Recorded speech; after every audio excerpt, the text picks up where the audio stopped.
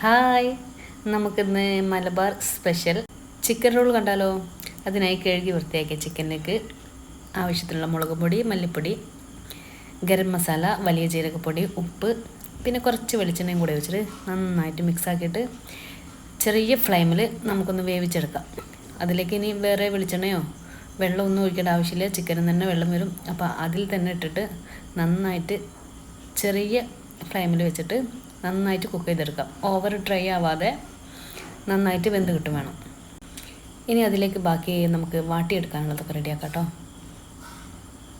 അതിനായിട്ട് ഉള്ളി വേണം, പച്ചമുളക്, ചപ്പ്, കരിവേപ്പില, ഇഞ്ചി, വെളുത്തുള്ളി ഇതെല്ലാം കൂടെ ഒരുമിച്ചിട്ടിട്ട് നല്ല വെളിച്ചെണ്ണയിൽ വാട്ടുമ്പോഴാണ് ഒന്നുകൂടെ ടേസ്റ്റ് കേട്ടോ, ഓയിലിനെക്കാട്ടും.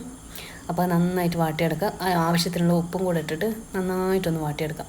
ഒന്ന് വാടി വരുമ്പോൾ ആവശ്യത്തിനുള്ള മല്ലിപ്പൊടി, മഞ്ഞൾപ്പൊടി, ഗരം മസാല, വലിയ ജീരകപ്പൊടി, പിന്നെ കുരുമുളക് പൊടിയും കൂടെ ഇട്ടിട്ട് നന്നായിട്ട് ആ മസാലൻ്റെ പച്ചമണമൊക്കെ മാറുന്നവരെ നന്നായിട്ടൊന്ന് മൂപ്പിച്ചെടുക്കാം. ആ മസാലയൊക്കെ നന്നായിട്ട് മൂത്ത് വരണം കേട്ടോ. നമ്മൾ ചിക്കൻ റോള്, സമൂസ, കട്ട്ലൈറ്റ് അതിനൊക്കെ ഉള്ളി വാട്ടിയെടുക്കുമ്പം ചെറിയ തീ അല്ലാണ്ട് നന്നായിട്ട് ഹൈ ഫ്ലെയിമിലാക്കിയിട്ട് തന്നെ വാട്ടാൻ നോക്കുക. അപ്പോൾ നമ്മളതിൽ ഉള്ളിൽ നിന്ന് വരുന്ന വെള്ളമൊക്കെ പെട്ടെന്ന് വറ്റി കിട്ടും കേട്ടോ. ചെറിയ തീയിലിട്ടിട്ട് വാട്ടിയെടുക്കുമ്പോൾ നമ്മൾ ഉള്ളി താളുന്നതിന് പകരം വെന്ത് കിട്ടും. അപ്പോൾ ഒരു ടേസ്റ്റ് കുറയും. അപ്പോൾ അങ്ങനെ അല്ലാണ്ട് നല്ല ഹൈ ഫ്ലെയിമിൽ വെച്ചിട്ട് വേണം വാട്ടിയെടുക്കാൻ. അപ്പോൾ അത് നമ്മളെ മസാലയൊക്കെ മൂത്ത് റെഡി ആയിട്ട് വന്നിട്ടുണ്ട്. ഇനി നമുക്ക് ചിക്കന് പൊടിച്ചെടുത്തതും കൂടെ നമ്മൾ നേരത്തെ വേവിക്കാൻ വെച്ചിരുന്നല്ലോ, ആ ചിക്കൻ ഞാൻ പൊടിച്ചെടുത്തിട്ടുണ്ട്. അതും കൂടെ ഇതിലേക്ക് ഇട്ടിട്ട് നന്നായിട്ടൊന്ന് മിക്സ് ചെയ്ത് കൊടുക്കാം. പിന്നെ ഞാനിത് നമ്മൾ ചപ്പാത്തി പൊടിയിലാട്ടോ ചെയ്യുന്നത്. പൂരി പോലെ പരത്തിയിട്ട് ചിലരത് നമ്മൾ കലക്കി പാർത്ത് പത്തിരിയാക്കിയിട്ട് വെക്കും, ചിലർ ബ്രെഡിൽ വെക്കും. ഞാനിങ്ങനെയാണ് ചെയ്യൽ കേട്ടോ. ഇതുപോലെ പൂരിയിൽ നീളത്തിയിൽ മസാല വെച്ച് കൊടുക്കുക, രണ്ട് സൈഡ് ഫോൾഡ് ചെയ്യുക, പിന്നെ അപ്പുറം ഇപ്പുറം ഫോൾഡ് ചെയ്തിട്ട് ഒരു മുട്ട കലക്കിയിട്ട് ഇങ്ങനെ ചെയ്യുമ്പോൾ ഇതിലേക്ക് കട്ട്ലറ്റിലേക്ക് മുട്ട എടുക്കുന്നത് പോലെ ഒന്നും വേണ്ട, ഒരു മുട്ട തന്നെ ധാരാളം ഉണ്ടാവും കേട്ടോ മുക്കിയെടുക്കാൻ.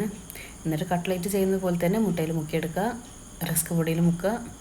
പറയുമ്പോൾ റസ്ക് പൊടി എന്ന് പറയുന്നതാണ്, ഞാൻ ബ്രെഡ് തന്നെ കേട്ടോ പൊടിച്ചെടുക്കൽ.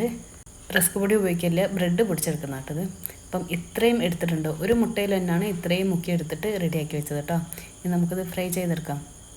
ഫ്രൈ ചെയ്തെടുക്കുമ്പോൾ ഓവർ ലോ ഫ്ലെയിം ആവേണ്ട, ഹൈ ഫ്ലെയിം ആവാതെ ഒരു മീഡിയം ലെവലിൽ വെച്ചിട്ട് വേണം ഫ്രൈ ചെയ്തെടുക്കാൻ കേട്ടോ.